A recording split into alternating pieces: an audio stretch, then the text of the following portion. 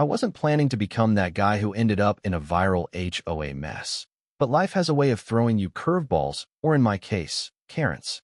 One moment, I'm out in the sun, holding a chubby golden retriever puppy in my arms, chatting with a local breeder like a normal human being. The next, I'm surrounded by flashing red and blue lights because, apparently, a black man with a credit card and a smile looks suspicious to some people. I wish I could say that was the end of it. But oh no, that was just the start of a rabbit hole I never asked to go down, but man, I'm glad I did. Let me rewind and introduce myself properly. I'm Marcus, 35, finance guy. Just bought my first home in this quaint little neighborhood in suburban Georgia. It's one of those places with charming cul-de-sacs, identical mailboxes, and folks who smile a bit too hard for comfort. I moved here for peace. That's it. Just peace. I'd been in the neighborhood for about 3 months and figured it was time to get a dog, put down some roots. I'd found this local woman, Elaine, who bred retrievers in her backyard. I texted her, set up a time to meet, and rolled up in my white Tesla on a warm Saturday morning. She was sweet, her yard was full of tiny fluff balls, and I was honestly having a good time picking out the little guy who'd become my new sidekick. Then, Karen happened. She came stomping across the street like she owned the zip code. Mid-40s, perfectly manicured, with a visor and yoga pants that screamed Alpha PDA energy. She didn't greet me or ask what I was doing. She went straight for Elaine. "Is he bothering you?" Elaine blinked. "What? No. He's buying a puppy." Karen folded her arms. "From your backyard? That's not even legal. You need a breeder's permit to sell animals in a residential zone. I'm calling the HOA." I tried to interject, politely. "Ma'am, I don't think that's necessary." She whipped her phone out like it was a weapon. "I'm calling the police. Now." Before I could even process what was happening, she dialed 911, not HOA mind you, but 911, and said, "There's a suspicious man loitering, possibly dealing illegal animals." Elaine's jaw dropped. I stood there, frozen, cradling a puppy, while she gave dispatch my license plate number and described me like I was about to commit armed robbery. The worst part? I wasn't surprised. Cops came. For cars. I kept my hands visible, smiled like it was customer service training 101, and tried not to make any sudden moves. Elaine backed me up the whole time, showing texts and explaining the situation. One officer, an older guy with a mustache, looked more embarrassed than anything. "We're sorry, sir. This seems like a misunderstanding." "Yeah, sure. A misunderstanding that could have gotten me killed." They left. Karen vanished inside her house before they even pulled away. Now, here's where most people would rant on Facebook or call it a day. But me? I'm not most people. Something about Karen's permit comment stuck with me. The way she'd said it, so confidently, like she was the sheriff of the cul-de-sac.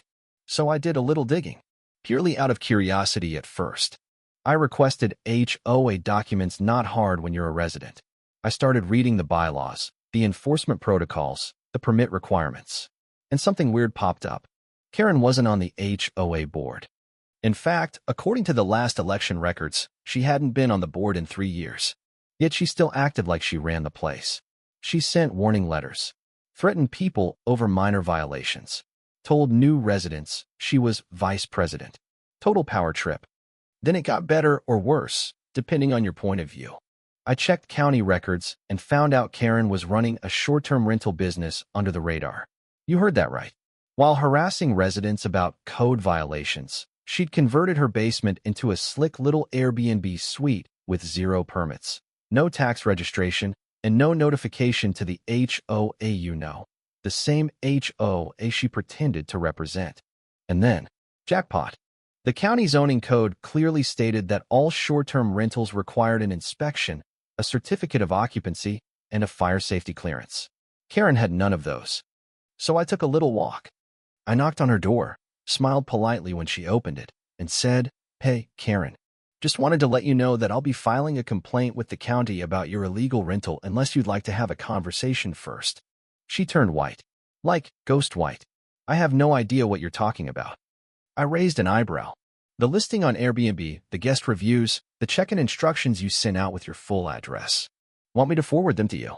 She slammed the door in my face. Classy. I filed the complaint that afternoon. Then, for good measure, I emailed the HOA board, the real one, and shared what I discovered. Turns out, I wasn't the first person Karen had harassed. A retired vet down the street, a Filipino couple with 3 kids, even the girl who delivers Amazon packages. She had a long list of concerns, and almost all of them targeted people who didn't look like her. The board called an emergency meeting. Karen didn't show. Too busy, I guess, dealing with the county inspector who showed up unannounced to shut her rental operation down. They slapped her with multiple violations: zoning, health, and tax fraud. 2 weeks later, she was removed as a volunteer HOA liaison, a title she made up herself, and her house was listed for sale not long after that. Guess the HOA life wasn't so sweet without that illegal income, huh? Now here's the twist I didn't expect. Elaine, the breeder who'd been caught in the middle, turned out to be Karen's sister-in-law. She didn't say anything at the time, but once the dust settled, she called me up and told me everything. Apparently, Karen's husband had begged Elaine to sell puppies for extra cash, but Karen didn't want anyone to know. So when she saw me there, a black man, she panicked, assumed I'd exposed their side hustle, and tried to deflect attention by calling 911 on me. That was the moment I realized this wasn't just about race or power or HOA rules. It was about fear. People like Karen live in fear that the world they control is changing, and they'll lash out at anyone who reminds them of that. But here's the thing. We don't have to take it. We can fight back smart, clean, and by the book. No yelling, no fists, just truth, patience, and a little digging. Karen thought she could ruin my day. Instead, she lost her fake power, her illegal income, and her social standing, all because she picked the wrong guy to mess with. So yeah, I got the puppy, named him Karma. Thanks for listening to my story. What do you think? Was Karen just clueless, or was this something deeper? Drop your thoughts below. I'd love to hear your take. Don't forget to like, share, and subscribe to the channel for more wild HOA tales and neighborhood drama.